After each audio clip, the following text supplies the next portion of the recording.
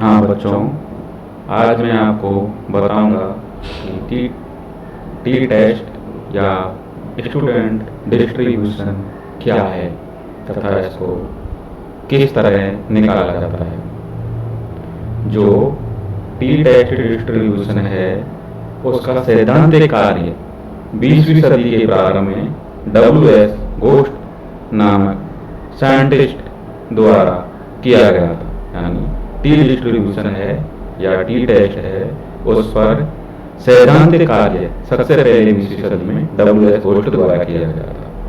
उस समय जो घोस्ट था वो एक आयरलैंड की कंपनी में कार्यरत था, जहां अनुसंधान के परिणामों को स्वयं के नाम से प्रकाशित करने पर पाबंदी थी। इसलिए घोस्ट ने अपने कार्यों को वैकल्पिक नाम अर्थात स्टूडेंट के नाम पर प्रकाशित करवाया, जो सामान्यतः स्टूडेंट ऑफ डिस्ट्रीब्यूशन या स्टूडेंट डिस्ट्रीब्यूशन के नाम से जाना जाता है। यानी टी टेस्ट है उसको स्टूडेंट डिस्ट्रीब्यूशन या स्टूडेंट ऑफ डिस्ट्रीब्यूशन के नाम से क्यों जाना जाता है? क्योंकि घोस्ट डब्ल्यू.एस. घोस्ट था, वो आयरलैंड की एक कंपनी में कार्यरत था। वहां पर जो एक्सपेरिमेंट के जो परिणाम थे उनको स्वयं के नाम पर प्रकाशित करने के लिए पाबंदी थी। इसलिए घोस्ट ने अपने कार्यों को वैकल्पिक नाम स्टूडेंट के नाम पर प्रकाशित किया। इसलिए इन्हें स्टूडेंट डिस्ट्रीब्यूशन के नाम से भी टी टेस्ट या टी डिस्ट्रीब्यूशन को जाना जाता है। टी डिस्ट्रीब्यूशन का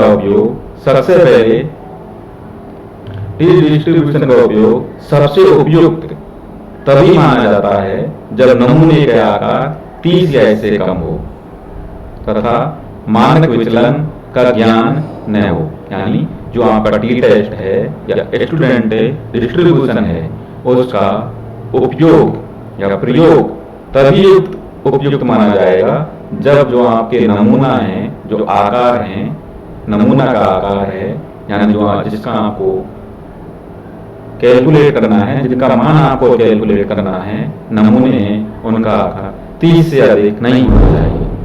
इससे हमेशा इससे कम होना चाहिए तथा जो स्टैंडर्ड डेविएशन है यानी जो मानक विचलन है उसका ज्ञान नहीं होना चाहिए।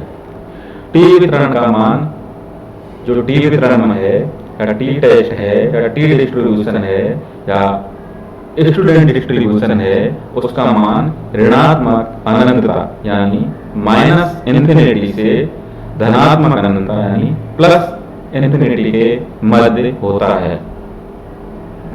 सामान्य वितरण की भांति ही टी का वितरण भी सिमेट्रिकल होता है।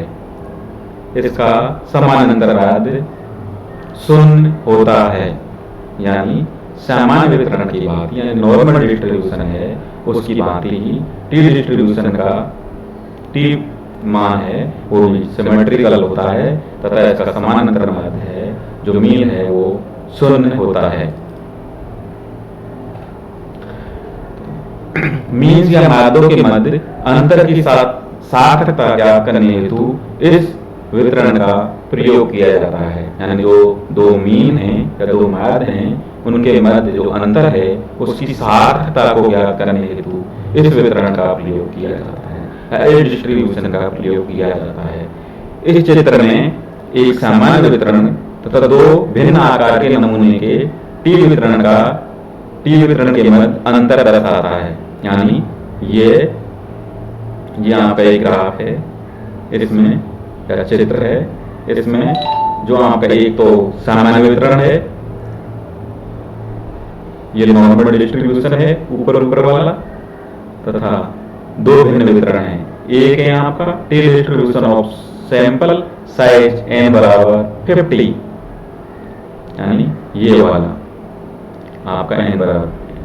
दूसरा आपका जो वितरण है वो टी बराबर डिस्ट्रीब्यूशन है सैंपल साइज बराबर n बराबर 2, ये आपका ये वाला। तो इन तीन सैंपल में हम एक तो सामान्य डिस्ट्रीब्यूशन है, एक जो टी डिस्ट्रीब्यूशन है जिसमें सैंपल का साइज n बराबर 15 है और जो दूसरा है टी डिस्ट्रीब्यूशन उसमें n बराबर 2 है। इनमें हम तीनों को हम देखते हैं तो हमें पता चलेगा कि सामान्य वितरण से, यानी इस चित्र में स्पष्ट होता है कि सामान्य वितरण से टी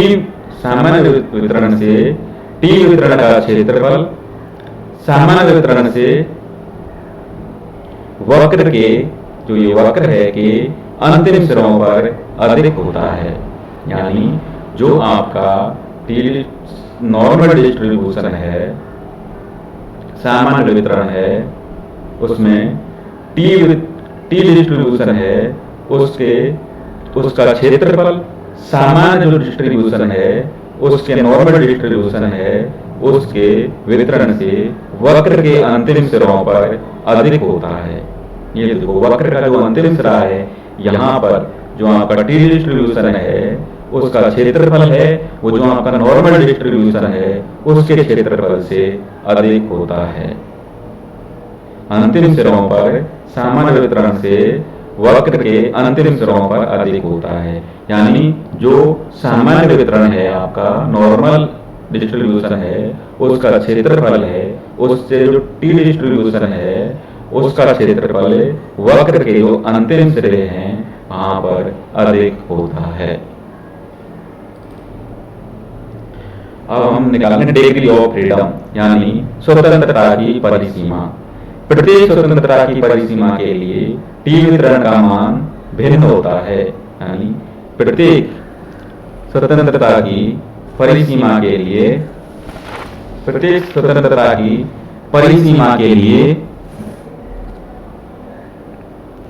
टी वितरण का मान भिन्न होता है।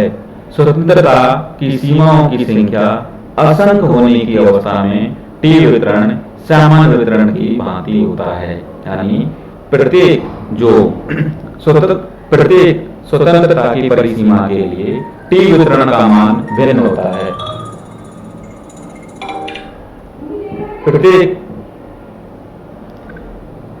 प्रत्येक स्वतंत्रता की परिसीमा के लिए टी वितरण का मान भिन्न होता है। स्वतंत्रता की परिसीमा की संख्या असंख्य होने की अवस्था में, यानी जो स्वतंत्रता की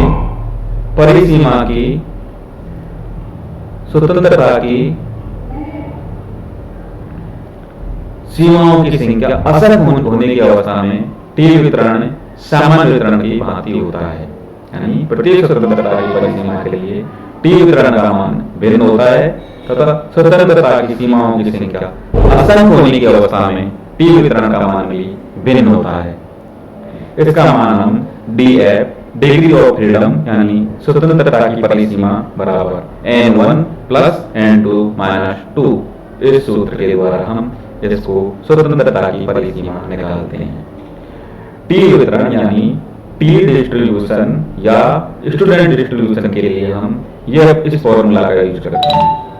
सूत्र निकालने के लिए सूत्र है टी बराबर x1 bar minus x2 bar upon under root bracket में S E x1 bar bracket का square plus X E x2 bar का स्क्वायर। यहां पर x बार 1 प्रथम नमूने का माध्य यानी मीन, t बराबर t का मान, x2 बार बराबर द्वितीय नमूने का या द्वितीय सैंपल का मीन यानी माध्य, x ई x1 बार बराबर प्रथम माध्य की मानक त्रुटि, एस ई यानी स्टैंडर्ड एरर यानी मानक त्रुटि, एक्स ई x2 बार बराबर द्वितीय माध्य की मानक त्रुटि यानी द्वितीय सेकेंडरी मीन्स की मानक त्रुटि। चूंकि एक्स ई यानी स्टैंडर्ड एरर जो मानक त्रुटि है बराबर होता है sigma upon under root N, यानी सिग्मा बराबर स्टैंडर्ड डेविएशन। तो सिग्मा बराबर हो गया under root x1 bar minus x2 bar का स्क्वायर अपॉन n। यहाँ t का मान निकालेंगे तो x1 bar minus x2 bar upon s under root n1 into n2 upon n1 plus n2। यानी इस सूत्र का यूज या उपयोग हम t का मान या t डिस्ट्रीब्यूशन या स्टूडेंट डिस्ट्रीब्यूशन निकालने के लिए यूज करेंगे। यहाँ पर n1 प्रथम नमूने के कुल अन्वेषण यानी ऑब्जर्वेशन, n2 बराबर द्वितीय नमूने के कुल ऑब्जर्वेशन, s बराबर संयुक्त मान विचलन। s का मान निकालने के लिए under root epsilon bracket x1 minus x1 bar का square plus epsilon x2 minus x2 bar का square upon n1 plus n2 minus 2। इससे हम s का मान निकालेंगे और t बराबर x1 bar minus x2 bar s into n under root n1 into n2 upon n1 plus n2। ये सूत्र है, इसका द्वारा हम t का यानी t डिस्ट्रीब्यूशन या जो आपका स्टूडेंट डिस्ट्रीब्यूशन है उसका मान निकालते हैं। यदि ऑब्जर्वेशन की कुल संख्या 30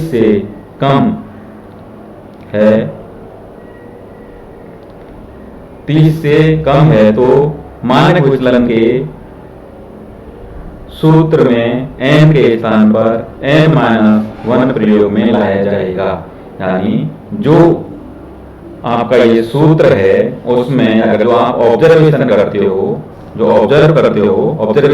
हो उसमें जो सैंपल हैं उनके या नमूने हैं उनके जो ऑब्जर्वेशन है उनकी कुल संख्या अगर 30 से कम है तो मानक विचलन के सूत्र में हम n के स्थान पर n-1 का प्रयोग में लाया जाता है या n-1 का उपयोग किया जाता है। ये आपके सामने एक एग्जाम्पल दे रखा है, इसमें हमें t का मान निकालना है। तो देखो किस तरह इसमें t का मान निकाल रहे हैं कि दो भिन्न प्रकार की औषधियों में 5 से 7 मरीजों का भार कम करने हेतु उपयोग में लाया गया है। औषधि ए को आयात किया गया है और औषधि बी को नवनिर्मित 1 साल तक औषधि भी नवनिर्मित है। 1 साल तक औषधियों का प्रयोग करने के उपरांत निम्न परिणाम सामने आते हैं। इसमें औषधि ए बराबर 10, 11, 12, 13, 14 और औषधि बी बराबर 8, 9, 10, 12, 14, 15।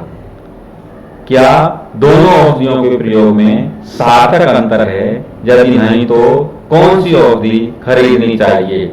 DF बराबर 10 के लिए P 0.05 बराबर 2.333 है। यानी ये आपको क्वेश्चन दे रखा है, ये यहाँ तक आपको क्वेश्चन में मिलेगा। इससे आपको t का मान निकालना है। तो आपका जो t का निकालने का यानी स्टूडेंट डिस्ट्रीब्यूशन या t डिस्ट्रीब्यूशन निकालने के लिए हम फॉर्मूला का यूज करते हैं या सूत्र का यूज करते हैं x1 bar minus x2 bar upon s into n1 under root n1 into n2 upon n1 plus n2।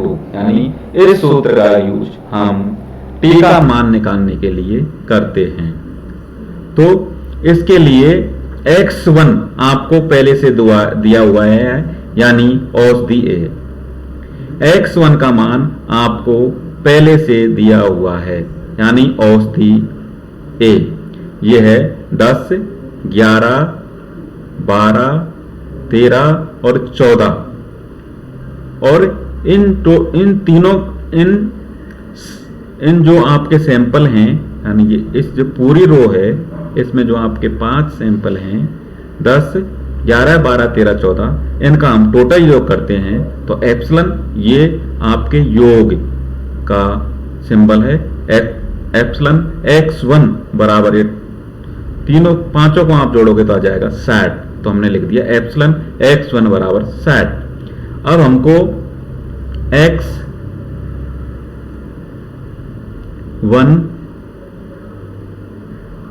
x1 minus x1 bar का मान निकालना है। तो x1 का मान हमारे पास है, x1 बार का मान हमको निकालना है।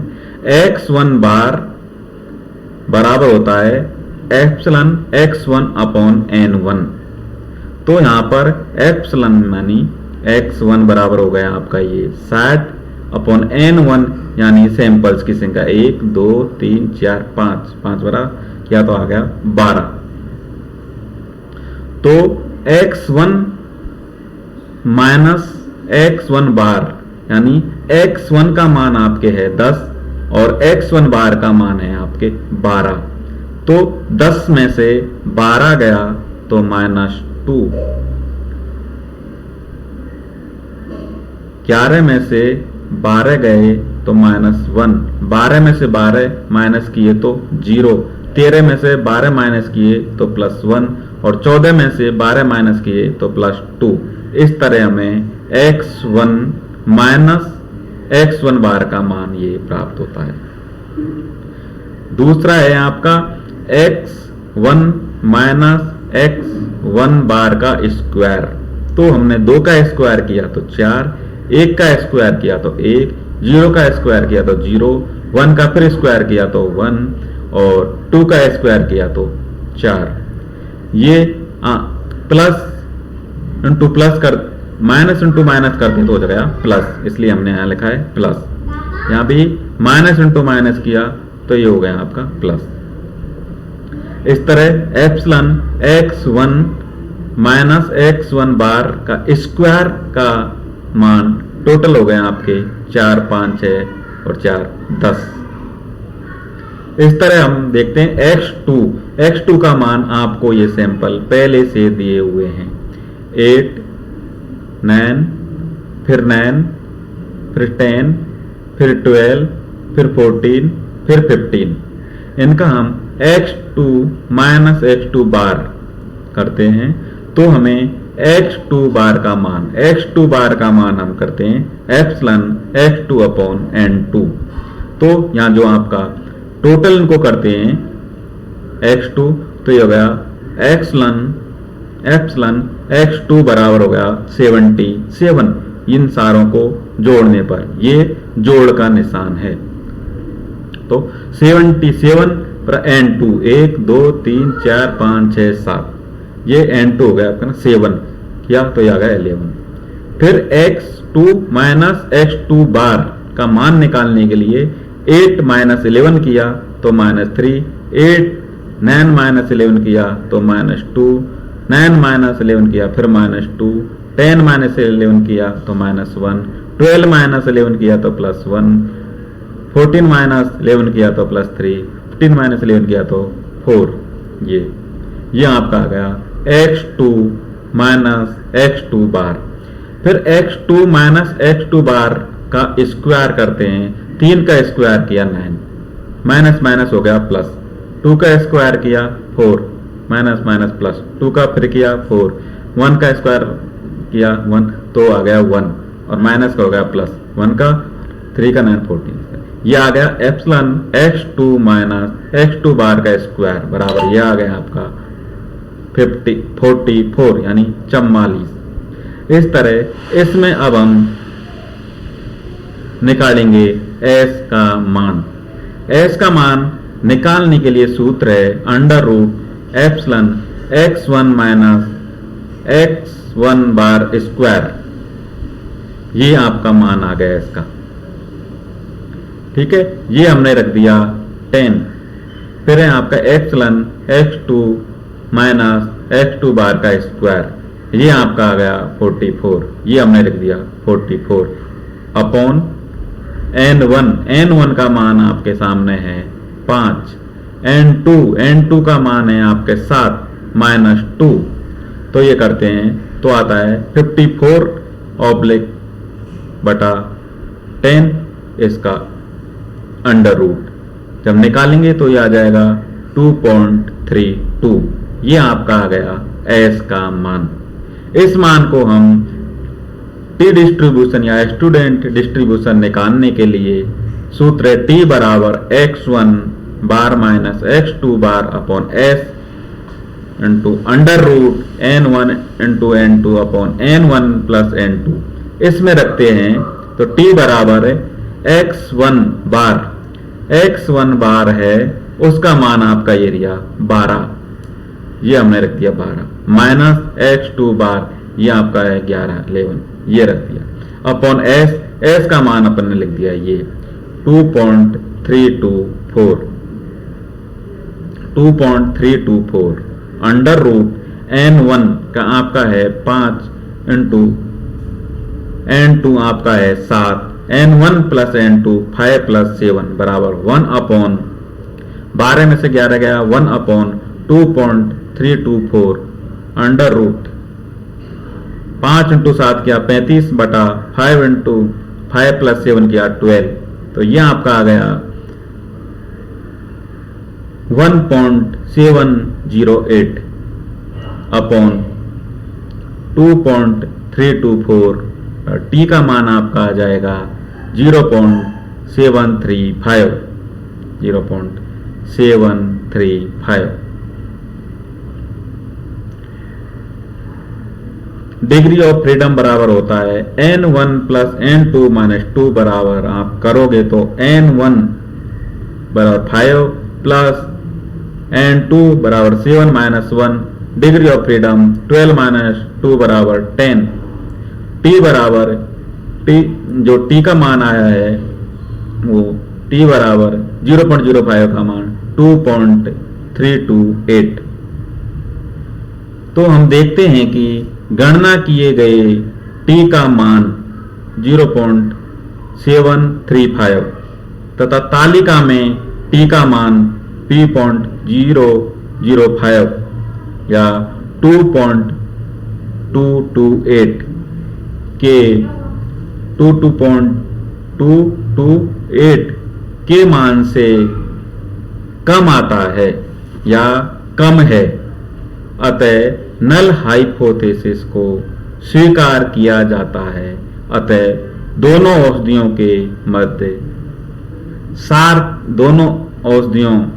के मध्य सार्थक